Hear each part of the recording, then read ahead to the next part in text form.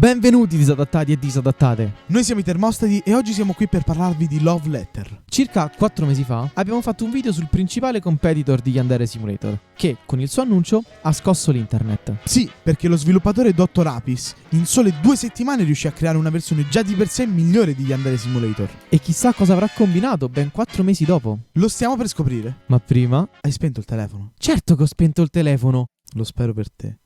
Sigla!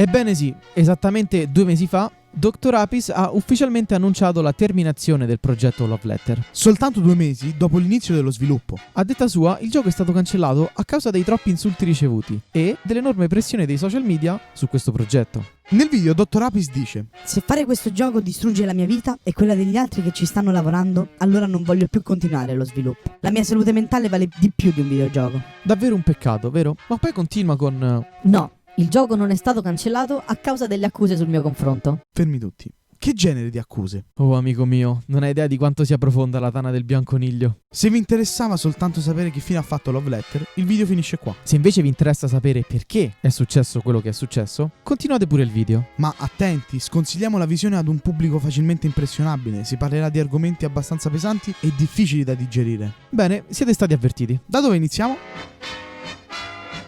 Iniziamo con il doxing. Per chi non lo sapesse, doxing significa rendere pubbliche informazioni private senza l'autorizzazione del diretto interessato. In poche parole, hanno pubblicato chi è Dr. Apis e dove abita. Questa è una pratica davvero brutta e che può portare a conseguenze molto spiacevoli. Fortunatamente però non in questo caso, perché le informazioni erano obsolete, ovvero l'indirizzo era sbagliato. È stata però rivelata una cosa molto interessante. Ovvero che Dr. Apis in passato ha avuto diversi account con diversi nomi. Tra questi emerge Narwhals Are Falling, Per gli amici NAR. ovvero quello che nel febbraio del 2020 ha provato a creare un altro clone di Yandere Simulator chiamato Heartbreak.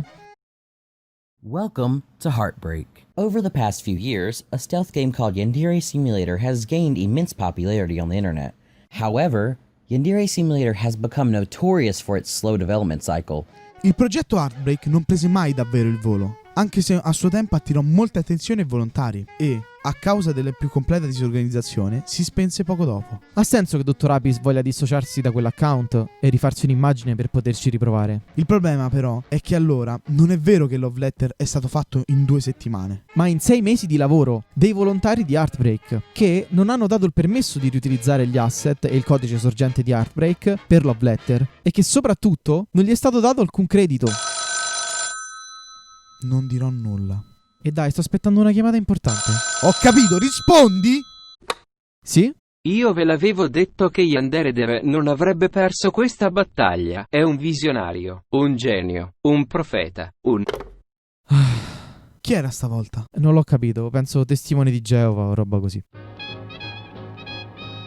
La rivelazione che Dr. Apis fosse NAR diede una bella bastonata al progetto Love Letter. Ma questo è solo l'inizio. In questa sezione vi parleremo di uno scandalo minore, prima di trattare la roba seria. Sì, una vicenda minore che però ha sollevato un bel polverone. Contro ogni aspettativa, Dr. Apis ha continuato a commettere gli stessi identici errori di NAR. Ovvero completa mancanza di organizzazione dei volontari e la mancanza di una struttura legale per tenere unito un team così grande. La mancanza di un contratto o di uno stipendio per i volontari si rivelò subito un bel problema. Quando la doppiatrice di Bo Chan, la protagonista di Love Letter, attaccò pubblicamente Dr. Apis per aver lasciato la sua voce nel trailer del gioco, nonostante lei fosse stata cacciata dal progetto. La doppiatrice va con il nome di The Original B e dichiara di aver esplicitamente detto a Dr. Apis di non poter più utilizzare la sua voce nel progetto e di rimuovere il video dove compare, dato che comunque lei non aveva mai firmato nulla dove acconsentiva l'utilizzo della sua voce in un video. E sapete cosa ha fatto Dr. Apis?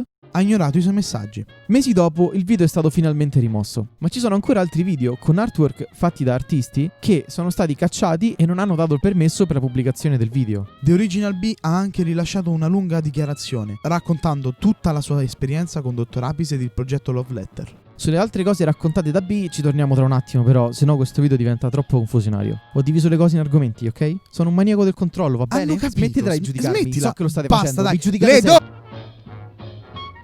Esistono 2 Discord ufficiali di Love Letter, uno per i volontari, per organizzarsi e lavorare al gioco, e l'altro per la community. Noi ci concentreremo sul Discord dei volontari, che è strutturato a piramide. In pratica, Dr. Apis è al vertice del server e ha il controllo assoluto su tutto, in quanto è l'admin. Immediatamente sotto di lui c'è il manager dei volontari, che ha il compito di dividere i volontari in sezioni, attori, programmatori, artisti e così via. E ovviamente è anche quello che fa da tramite tra Dr. Apis e i volontari, organizzando i meeting e roba così. Inoltre, ogni sezione ha il suo capo che coordina i volontari della sua sezione, ma non ha potere decisionale. Bene, detto questo, è stato riportato che Dr. Apis arruolava le persone senza prima controllare adeguatamente il loro background. Non solo, le metteva anche in posizioni di potere, senza prima verificare se siano effettivamente adatte a quel ruolo. Tra queste persone c'è un certo Xaid. Xaid stava nel gruppo degli attori. Il giorno dopo il suo arruolamento nel progetto, Dr. Apis lo promuove a manager dei volontari. Subito dopo questa promozione, i volontari hanno iniziato a subire violenze da parte di questo Xaid, che faceva avance e commenti fuori luogo di continuo durante i meeting. Tenete conto che la maggior parte del team era composto da ragazze. Esattamente. E cosa salta fuori? Proprio nel suo canale YouTube, quindi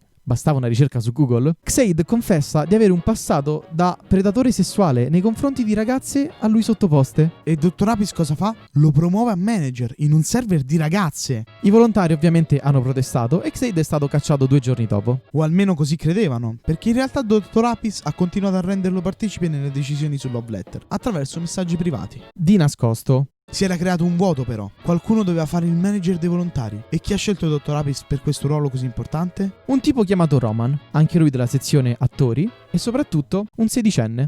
Scusa, puoi ripetere? 16 anni. Ah, ok.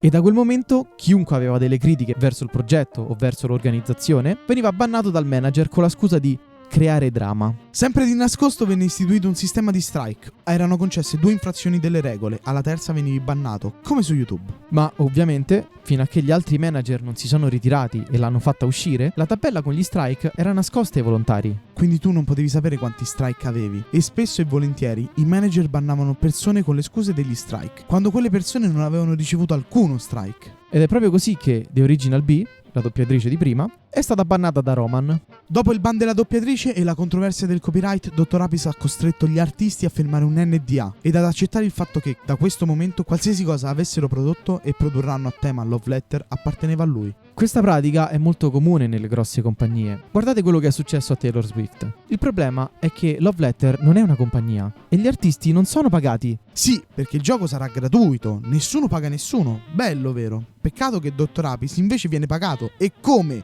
E da chi, scusa? Da YouTube, ovviamente, grazie ai video che mette, sfruttando i contenuti prodotti dai volontari che non guadagnano nulla. Vi ricorda qualcuno? E se i calcoli sono corretti, avrebbe guadagnato oltre $1.000.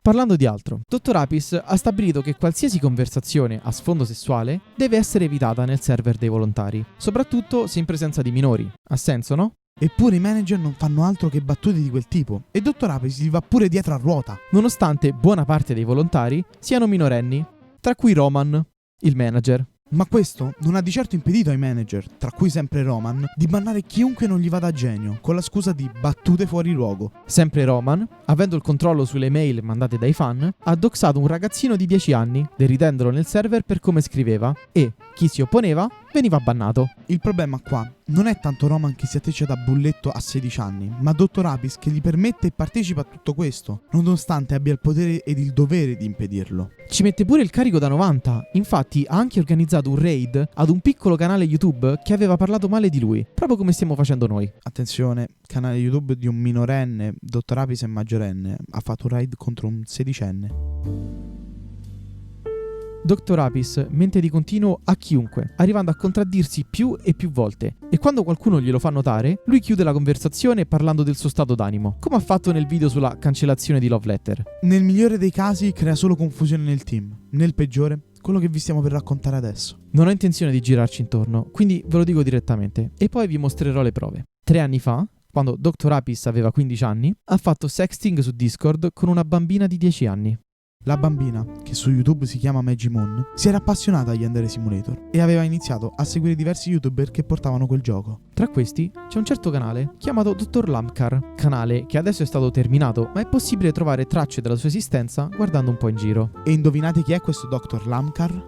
È Dr. Apis. Esattamente. Bravo Ledo! Grazie. Quindi Magimoon e Apis iniziano a parlare su Discord e noi vi possiamo mostrare gli screen perché la loro intera conversazione è stata resa pubblica da Magimoon. Comincia come una normale amicizia su internet, finché, lo stesso giorno, Apis inizia a fare allusioni sessuali verso Magimoon, pur sapendo la sua età, ovvero 10 anni. Arrivando addirittura a mandarle materiale pornografico di incitarla a toccarsi ad una ragazzina di 10 anni. Dopo che questo scandalo è stato reso pubblico con tanto di prove, Apis lo ha ammesso. Ha confermato tutto quello che ha detto Magimoon e le ha chiesto scusa. Ma siamo sicuri che bastino delle scuse? Noi siamo assolutamente contro la cancel culture, ma qua non si tratta di una battuta fatta 8 anni fa o di una persona con un'opinione diversa dalla tua. Qua si sta parlando di un reato, eppure bello grave. Poi decidete voi se uno scusa su Twitter può bastare a giustificare un'azione del genere.